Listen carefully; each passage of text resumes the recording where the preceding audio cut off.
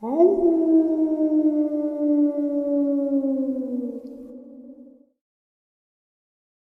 greetings and salutations, everyone. I hope everyone is doing well today, and welcome to today's upload. Before we jump into it, just a quick couple links. As many of you know, I rely on Patreon, PayPal, channel membership, and the merch to help the channel to continue to grow and go. Links to Patreon, PayPal, and channel membership is in the description below. Merch is displayed directly under the video. Also, Dogman Frightening Encounters, Volume 1 through 3, the audiobook versions.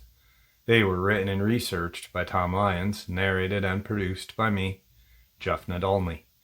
Those audiobooks are available on Audible, Amazon, and iTunes, links to which are also in the description as well. And finally, last but definitely not least, if you'd really like to help support this channel to continue to grow and go, simply subscribe. It does not cost a cent. Click that like button. It takes half a second. If you don't want to miss out on any of the informative uploads that I put out daily, click the bell icon, and folks, please leave a comment and share the video. Why? Well, because all these things really do help this channel to continue to grow and go. They definitely do matter, and they are appreciated. And with that, I have taken far too much of your time. Let's jump in to today's upload, shall we? Last night, I spent about an hour and a half talking to a gentleman that I had never knew was a subscriber of mine. I had never seen him comment. Apparently, he never has commented.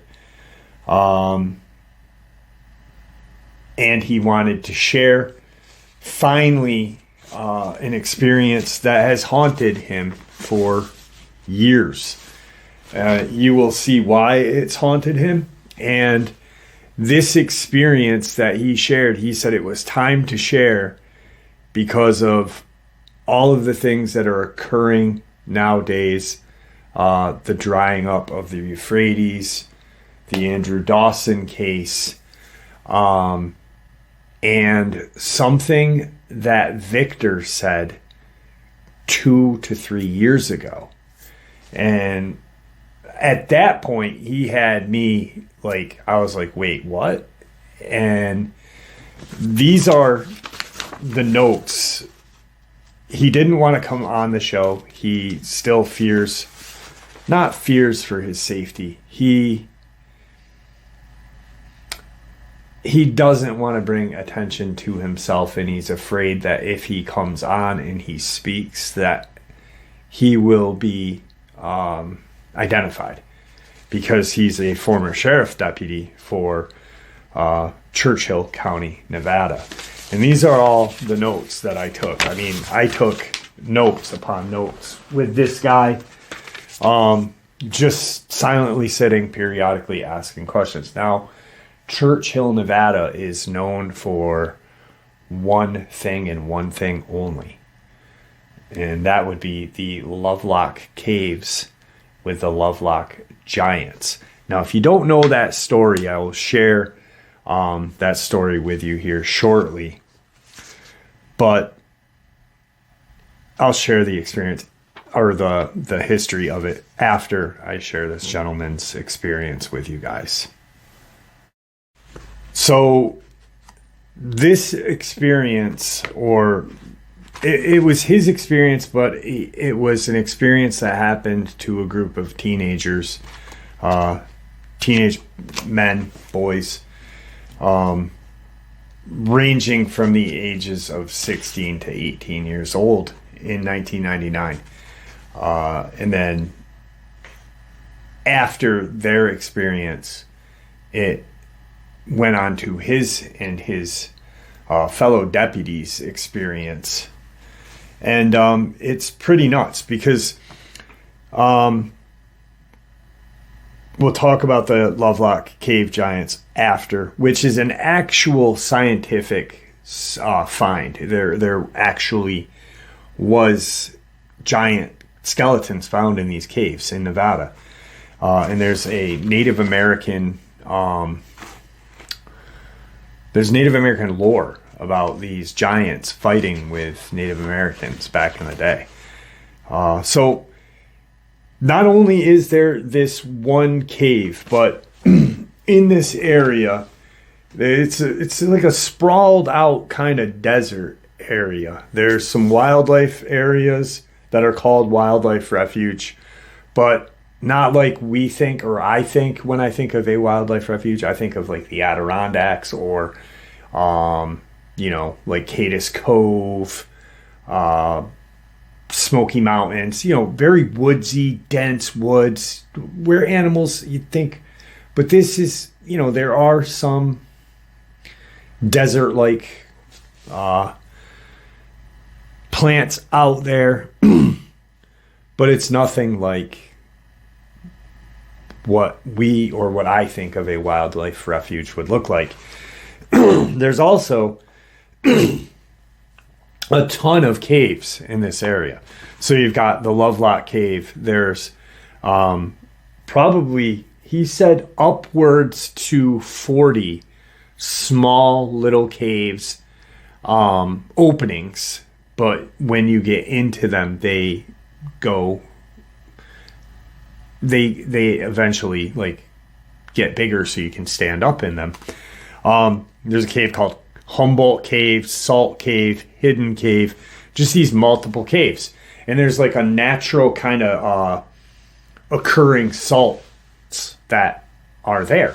And there's like mines. I guess there's a lake called Humboldt Lake out there as well. So when you look at a map of this area, you literally can see the kind of cave openings. They just there's like clusters of them all throughout this area. And what he heard during his years of living in this area, he lived in a city called Fallon, which is in Churchill County.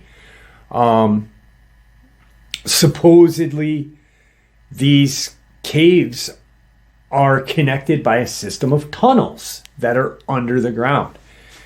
And he said, I would not doubt that there are these, just sprawling cave systems with tunnels that connect.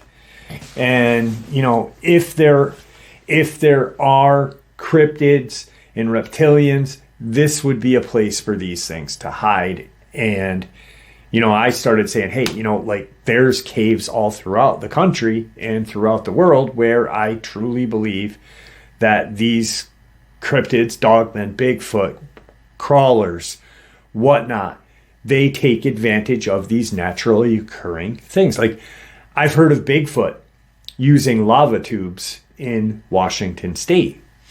So spelunking is something that's done in that area. It's frowned upon, especially now.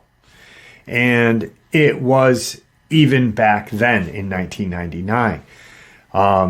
He has since retired, and he was older. He was not a young deputy when this occurred. He was in his 40s at the time. So he's in his middle to late 60s right now. He didn't tell me his age. I did the math. Because 99, we're talking, 20-something years ago. And he said he was in his 40s at that time. So,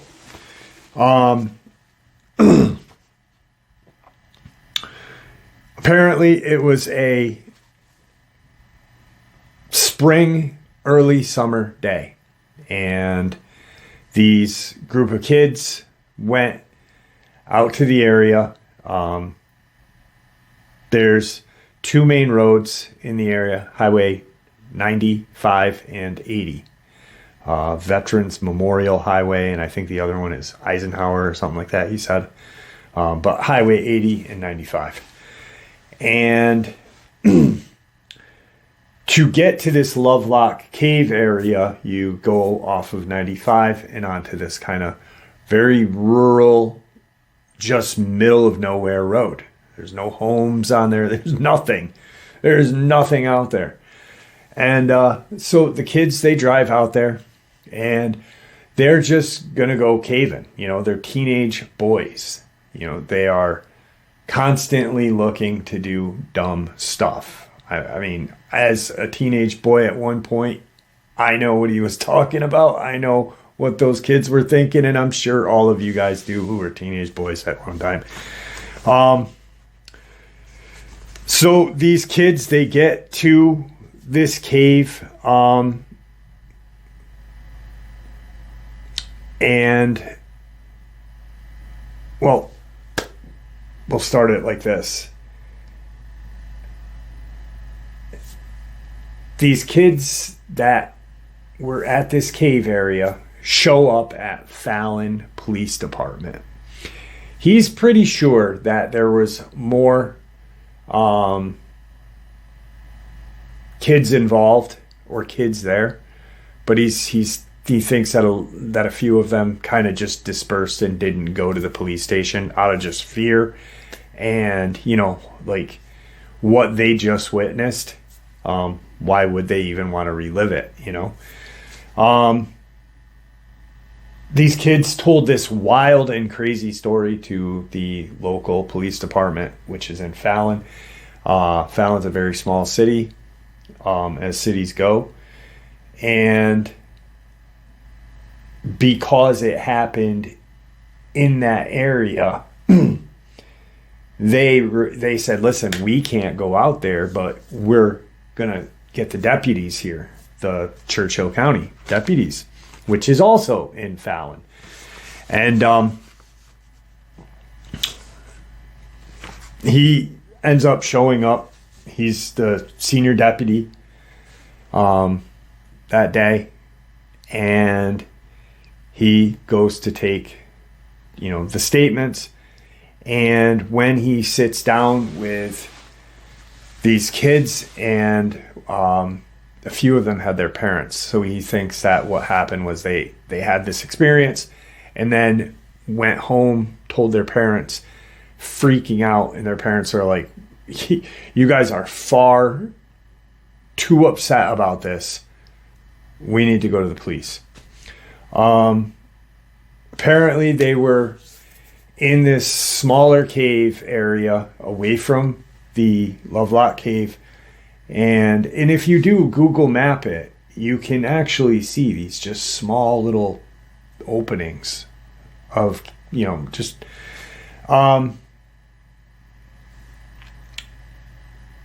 they were getting ready to go spelunking. You know, he knew two of these kids. He had dealt with two of them for minor, you know, like trespassing or, you know, knock and goes, you know, knock and then run, stuff like that. Nothing major, but he knew of these, you know, a few of these kids, and he could tell right off that, as strange as the story sounded that they told him, that something was amiss here. What they said was they had gone to this cave system. They were going to go spelunking. They had gone into this one cave, and they had been maybe 15 feet in, and they sparked up a joint. And I always say this because I don't believe that having drugs in your system has any kind of contribution, or a negative or a positive, to the experience. You know, like when Tony Aarons and Amber Miller or any kind of attacks have happened, it's always like they had meth in their system and that was a contributing factor. Well, they were just smoking, and that's what they were doing at the time of the start of this experience. All of a sudden, they are smoking their joint, getting ready, having a great time, and they hear one of their friends scream, and they turn to look into the cave. They don't have headlights. They don't have anything. This is 99. They have some garbage flashlights. They turn and look, and they see this just human-like figure that's towering over their friend grab one of the friends and grab another. Apparently he had grabbed like two of these kids. And as they're running out of the cave, because they're in fear, they see this huge humanoid creature, and one of them says, "I think it bit our friend. I think it like took a huge bite out of our friend." And so he's just like, this is wild. He ends up calling the two kids' parents' house, asking, "Hey, is A or B home?" "No, we haven't seen them. I think they went with their friends to go caving today, though." Okay. So that right there kind of sets it like, all right, there is something wrong. They are missing. We got to get up there and see, what we can see. So they end up taking the drive up to the area. It's him and two other deputies that go up, and they can see the exact area. They can see like scuff marks and stuff where it looked like they had been running out of the cave and stuff. So they enter into the cave, and they were not 100% sure if it was the right cave or not, because obviously they didn't bring the kids back up, the teenagers back up with them. But they could see that there was a lot of disruption outside of the cave, and they start to go in. Obviously their lights are a little better than the flashlights they had, but not great. I mean, a mag light back then was good, but I mean, compared to what we have now, it's like a candle, So they start walking into this cave, and they're looking. They do smell a very heavy odor of animal. It smelled like animal, and not like a barn or a zoo, but some kind of animal. They get about 40 to 45 feet in the cave, and it kind of opens up a little, and they hear some noise, and they shine their light over, and in this far section they see this huge humanoid sitting there, like, and it looks like it's like eating off of this body. And they immediately, lights are on, service pistols are drawn, and they're yelling commands. And this thing stands up, and it's about 9 feet in height. And at that point I said, "Hey, was it hairy?" Like, I'm thinking Bigfoot, like, was it hairy? And he's like, "No, it was not hairy. It looked like it had kind of what looked like hide, but not like a loincloth, almost like shorts or something made out of like skin." And I said, "So needlecraft was involved? Obviously, if there's some sort of loincloth or..." And he said, "I didn't see anything, but I know what was on them wasn't part of their body or its body." And so they start yelling commands, and nothing. This thing stands up, and it doesn't step towards them. It's just standing there, kind of like not in shock, but just staring back at them. And it was a very eerie scene. He said, imagine being in a dark cave. You're,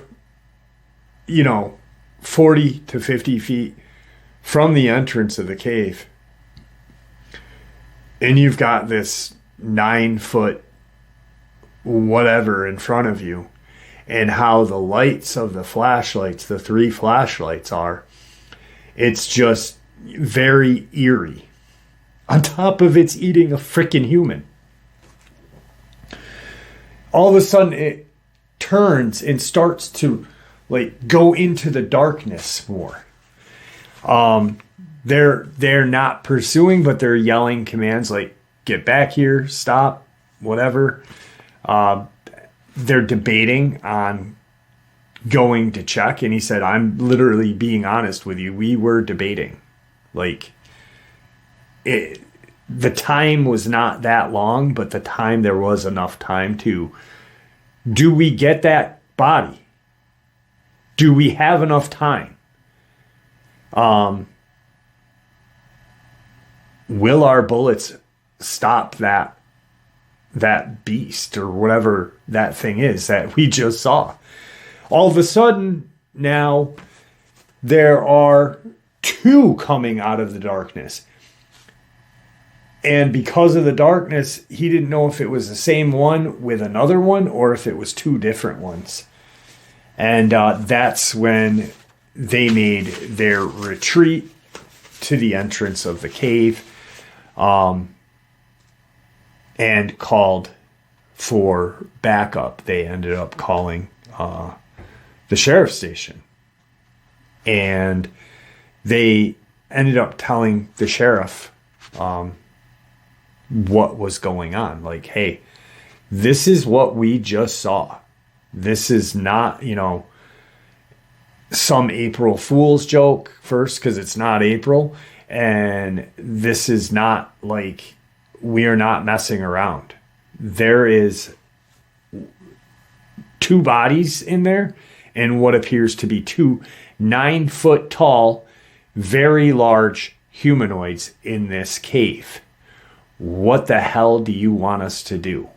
Get, some other deputies out here, get, some of the local police department out here, even though they don't have jurisdiction, but get us help.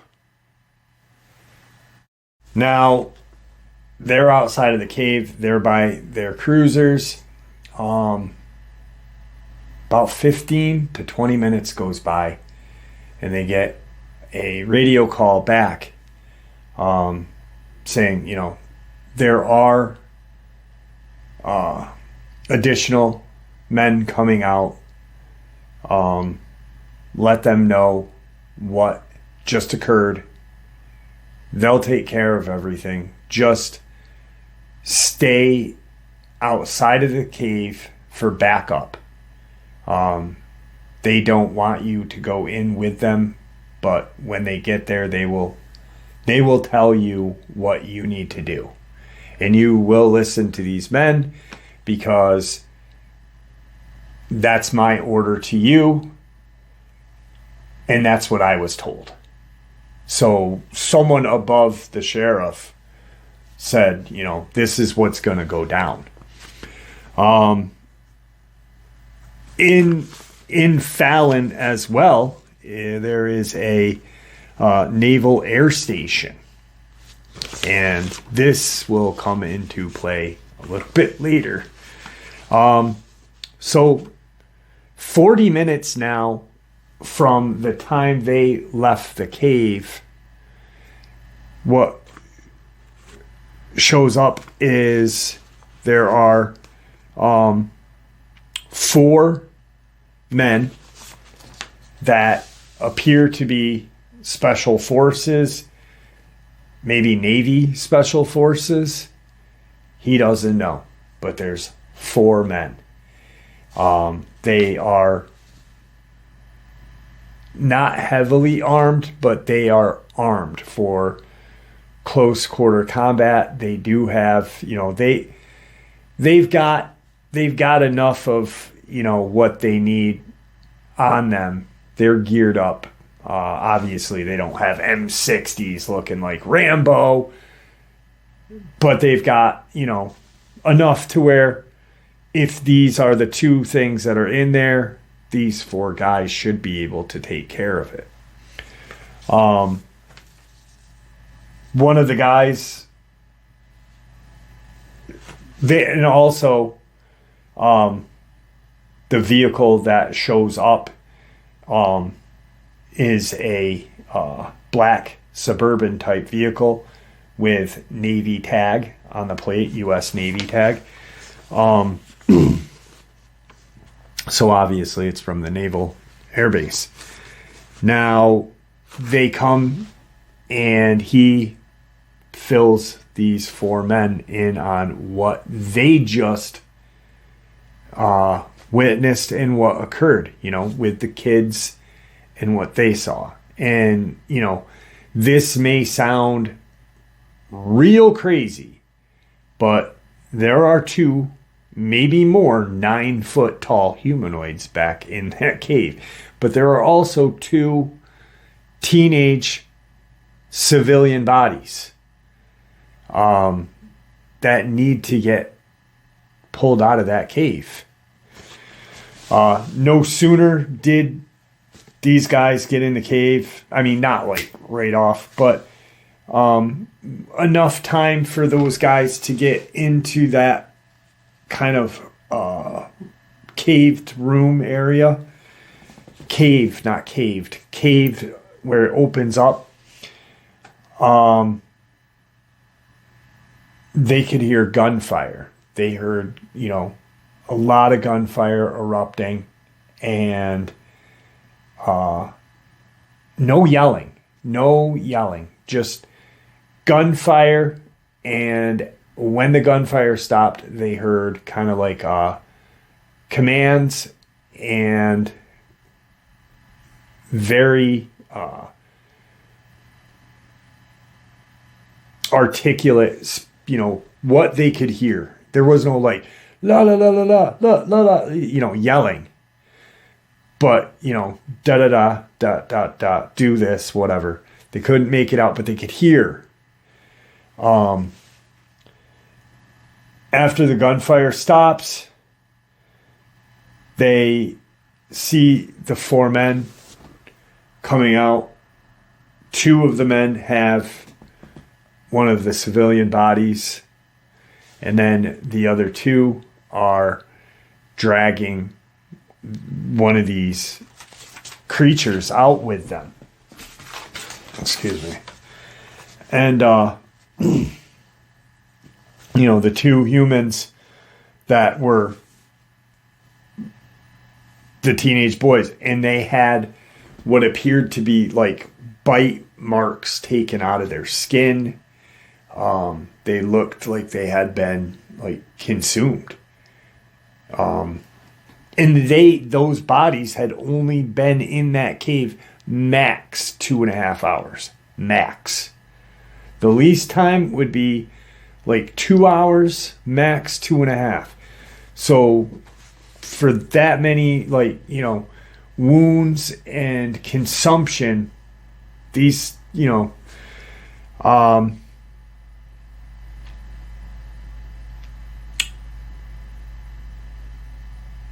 he went over to, help the guys with this giant humanoid. They moved it, and the guy who was in charge of these four guys, said, get transport for the two bodies here. I'm radioing in for something to take care of, this.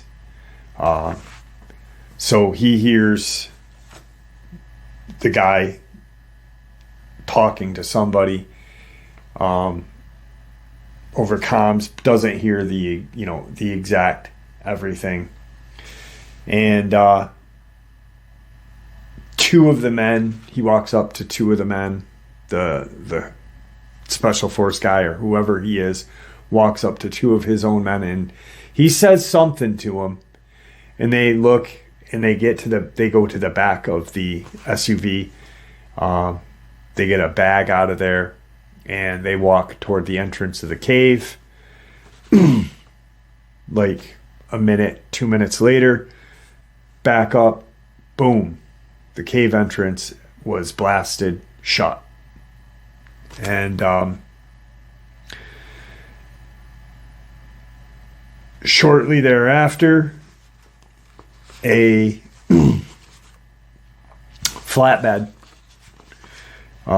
comes down the road, and a ambulance comes down the road following the flatbed.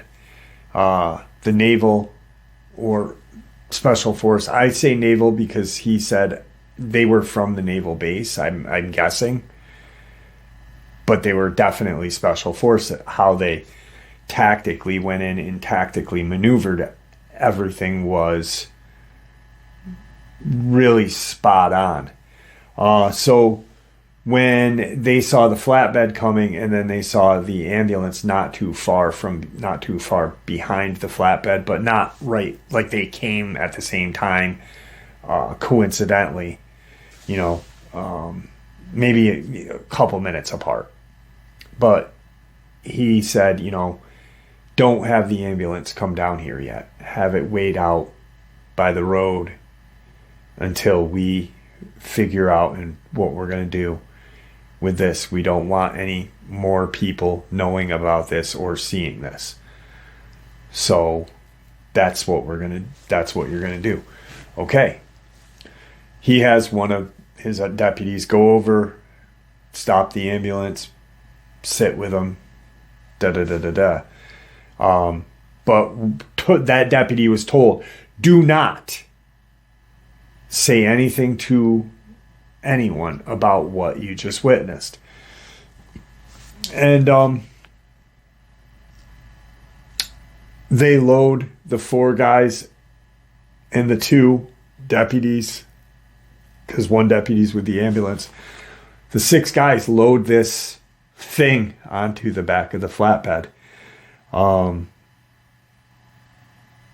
And they guessed that this giant creature was, he's guessing, at least 9.5 feet tall, judging from his height and everyone else around them. He was at that point 6'1". He said, I probably shrunk an inch with age.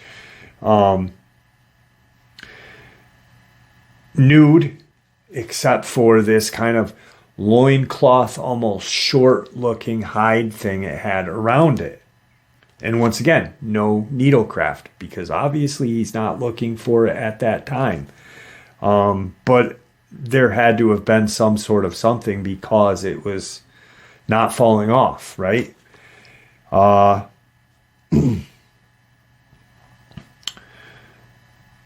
It weighs at least somewhere in the guesstimate 700 to 900 pounds, just judging on strength of himself and the 4 other guys that were there. He said, at my age, I was not what I was when I was 20. I was strong, but I wasn't, bench pressing 300-400 pounds. And it had almost like a auburn colored hair. It had very long reddish auburn colored hair with this just full kind of beard. And it smelled like a musk, not like garbage or urine or anything. It was very musky smelling. So after that point, they get it loaded onto the flatbed, and it is strapped down and tarped. So they put the tarp over it, put the straps down, and strapped it so the tarp wouldn't fly off when they were driving. They're told, follow us, actually lead us. You be the lead, then it'll be the flatbed, then us, then your other deputy. leave the other deputy behind with the ambulance to get the kids, have him meet us where we're going when the ambulance gets loaded up and gone. And there's this small airfield out there called Derby Airfield. And they drove out to Derby Airfield in uniform, just like was told to him, you know, the sheriff deputy, the flatbed, the SUV, the other deputy. And then probably 5-6 minutes later, the other deputy shows up. And 10 minutes after that, a helicopter lands. 2 guys get out of that helicopter, greet the other 4 men, and the deputies are told to stand back. They are not even asked for, you know, to help, even though they were gonna help. But these 6 men quickly load the body onto the helicopter. 2 of the men go in the helicopter, and 2 of the other guys get in the SUV, and they said, you know, thank you, yada yada. I guess you're supposed to go and report to your sheriff. So at that point, they get back to the sheriff's station thinking, you know, they're going to have to write a report, but we need to talk to our sheriff because we don't know what to put in this report. The sheriff is then tells them, you know, don't worry about the report, but right now you are to go to the Naval Air Base here in Fallon. Report there. They'll tell you everything that you're to do, and you know, we'll have transport bring you there and bring you back.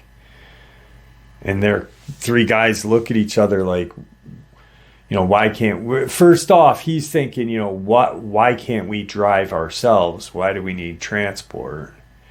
And why are we going to the air base? You know, something's off. But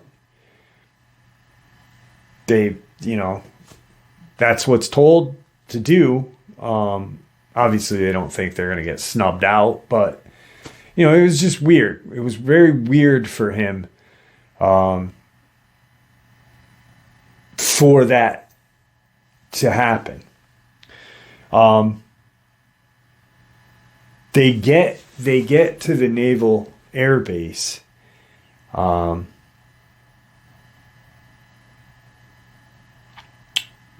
They're told to wait in the van, and they'll be escorted to where they will be debriefed. Sometime within a half an hour period,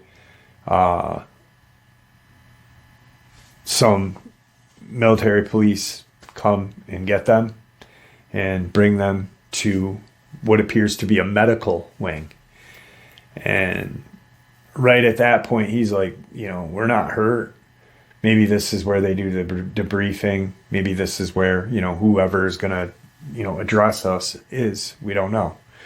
Or maybe we're going to see this body and get an explanation.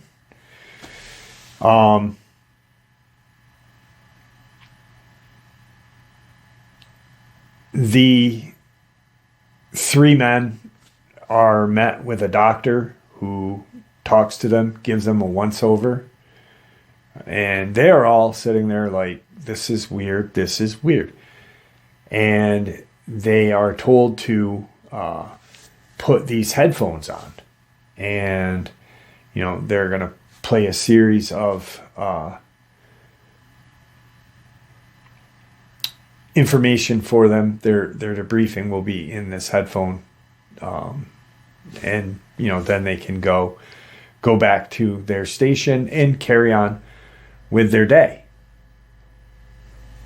That's what they do. Now, from that point on, after they hear, he doesn't recall what was said. He doesn't remember what was said, but he remembers what happened. The two other deputies don't remember what happened. And, he then was really kind of freaked out. And when he realized that these two deputies didn't remember anything up until finding two teenage boys that had been hurt while caving. That's well hurt. No mention of giant, no mention of anything, just hurt. He knew something was up at that point, and he was scared. And he knew all the paramedics and he remembered the driver. The next day, he asked the driver, "Hey, what did you do with did you bring the two boys to the hospital? What happened to those boys?" The driver did not remember bringing the boys to the hospital. They didn't get to the hospital. Apparently, this is his thinking that ambulance was diverted to the naval base because within a 6-month period of time, he questioned the parents of the two boys and the friends that were there. And anyone who was aware of what occurred. And no one remembers anything except those two kids being hurt while caving. No one, the two kids that he remembered, or not remembered, but the two kids that he was familiar with for like trespassing and, playing ding dong ditch. They didn't remember anything.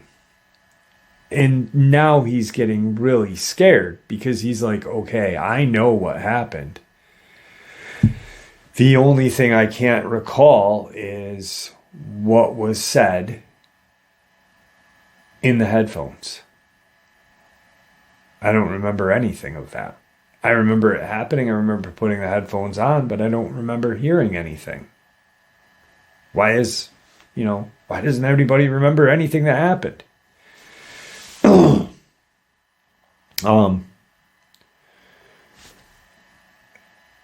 The parents of the two boys that were hurt now believe that their sons had, been hurt, and apparently time passed and they had eventually just moved out of town. The two families that, the two kids that were killed by these giant creatures, and they moved. He doesn't know where. He doesn't know anything about, where'd they go. And he can't question too much because he doesn't want anyone to be aware that he knows still what happened. And, now we're, 2001. And he's like, all right, now I'm gonna just move on with my life. I'm not gonna remember. I'm gonna block it out like it never happened.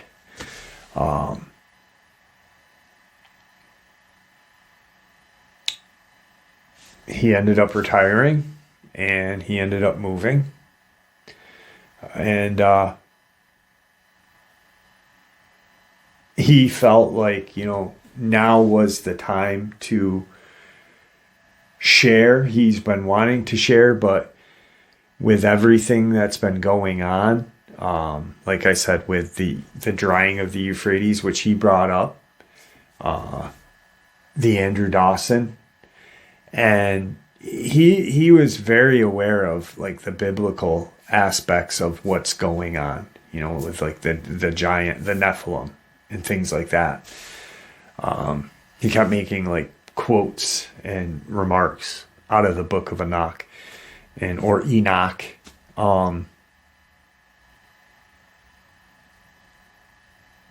And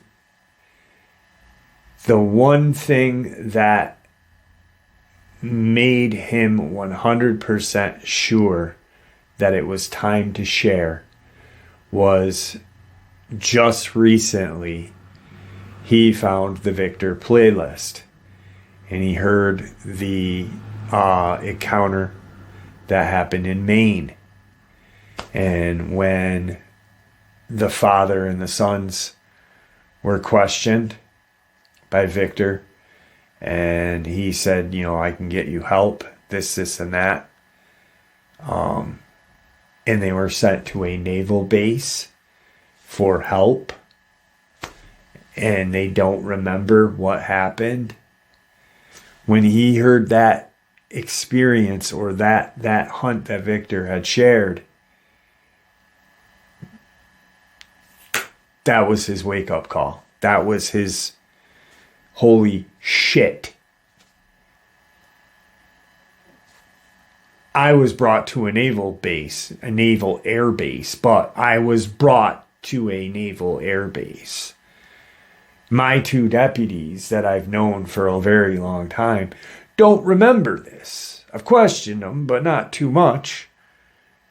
And why don't I remember what was said in the headphones? And that was why and when he decided to share. Give me a second. And for those of you who are not familiar with the Lovelock Cave or the Lovelock Giants, I will share it with you right now. So, Lovelock Cave is a North American archaeological site previously known as Sunset Cave, Horseshoe Cave, and Loud Site 18. Supposedly the cave is about 150 feet long, 35 feet wide.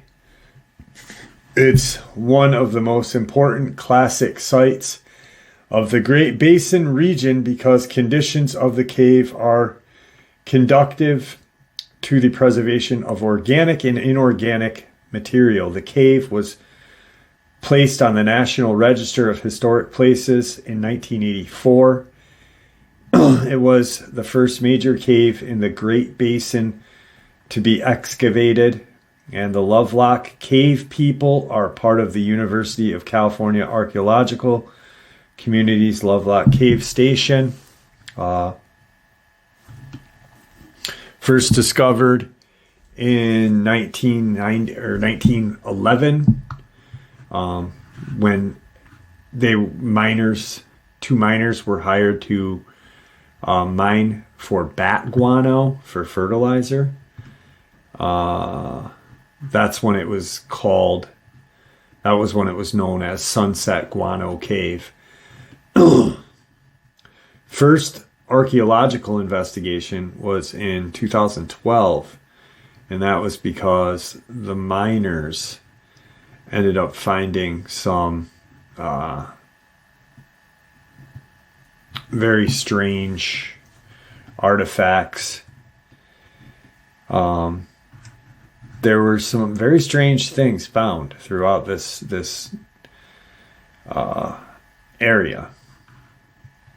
In 49, someone collected a name, Robert Heiser collected organic material radiocarbon dating it. There was some like duck decoys. 11 duck decoys were found in there. No date on them. They were painted and feathered. Like they were just created by, and that's very strange, if you think about that. There was a prehistoric sling. A hand-woven textile sling was collected by Loud in 1912, but it was not reported or studied extensively until years later. So right there is needlecraft.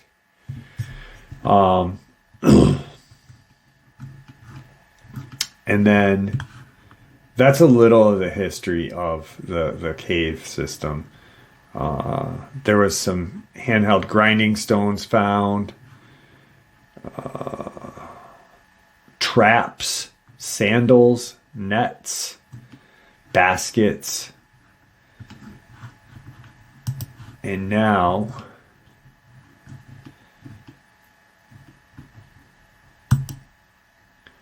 this is the tale of the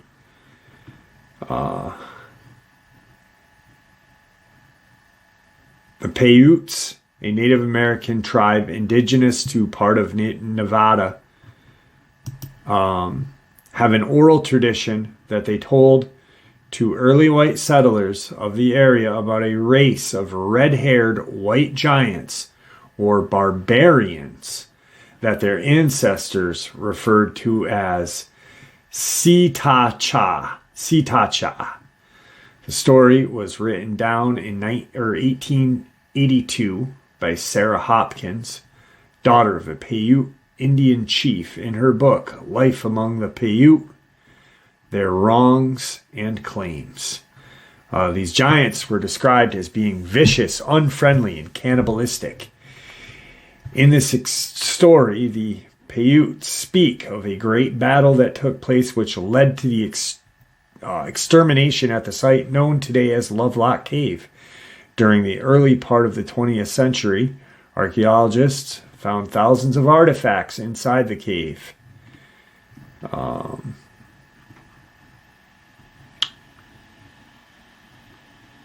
The Sitachi, or Saduka,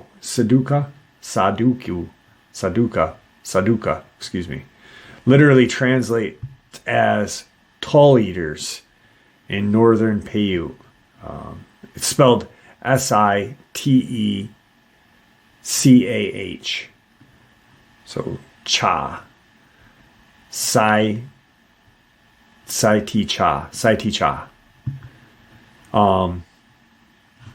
The tull is a fibrous water plant, which, according to legend, was woven by the giants into rafts in order to escape attacks by the Paiute.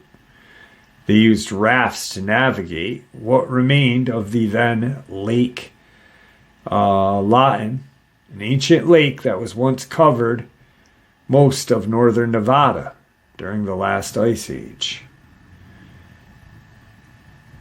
And a lot of that evidence had been suppressed, according to ancientorigins.net history of, as the Paiute tale goes, after years of warfare, all the tribes in the area joined together to rid themselves of these giants. One day, as the tribes chased down one of the last remaining red-haired giants that took refuge in the cave, the Paiutes demanded their enemy come out of the cave and fight, but the giants refused. The coalition of tribes proceeded to shoot arrows at them while starting a large fire at the mouth of the cave. The smoke drove out a few, who died in a hail of arrows, while the rest were all either burned alive or asphyxiated. Over time, the entrance of the cave would collapse, leaving it accessible only to bats and cut off from human contact.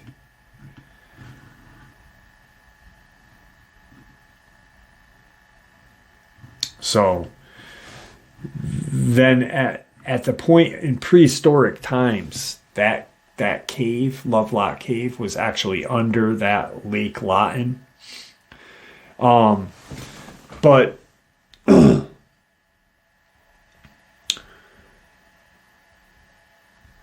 forgot what I was going to say. The American History Museum or whatever, AHM or whatever it is, they've hidden so much artifacts from these giants. But it's been passed down from years, like, and then to have all this archaeological finds in the area is truly amazing as well. But where these kids had their experience in this former deputy, Lovelock Cave is up from where this happened. There's another little small cave system. So all these caves supposedly just spread out with like a spider web of tunnels underneath the earth. And I mean, I don't doubt it one bit. I imagine the majority of cave systems that are underground are connected somehow, even though it's maybe not be able to navigate by man. Because there is so little that we know of our planet. We know a little bit about the top side, but we don't know underneath the ground. We don't know our ocean. We know more about the friggin' moon than we do about our ocean or outer space. So yeah, that's the history of Lovelock Cave, the history of the Lovelock giants. And that is a former Churchill County Sheriff Deputy's experience. And it's terrifying. It's terrifying to even think that at one point he had no idea why no one could remember things, and things kind of just went kind of off the chart for him. Like, what the hell is going on? Am I going crazy? And then to hear that, to hear other stories about giants and then this and that and Dogman and Bigfoot and crawlers. But then you hear Victor's hunt in Maine and you hear about the naval base and the mind erasing. And then I said to him, well, what if by mistake they never turned your whatever you were supposed to hear in your headphone? And he said, that makes a lot more sense than what I was thinking.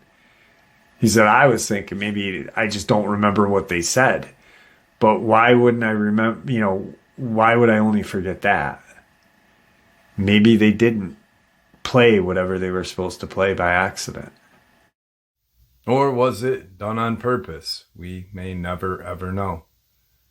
And with that, I'd like to thank you all for supporting the channel. It is your support, after all, that helps this channel to continue to grow and go, and what gives us all a place and a chance to share our experiences and theories judgment-free. Everyone is simply treated with the respect that we deserve. Please stay safe, happy, healthy, and ever vigilant. Keeping an eye on our children, pets, family, and friends. These creatures are real. These events have happened. Share this information with those you love and care about, and it may just help save their lives someday. Until next time, never stop asking questions, never stop searching for the truth, and God bless you all.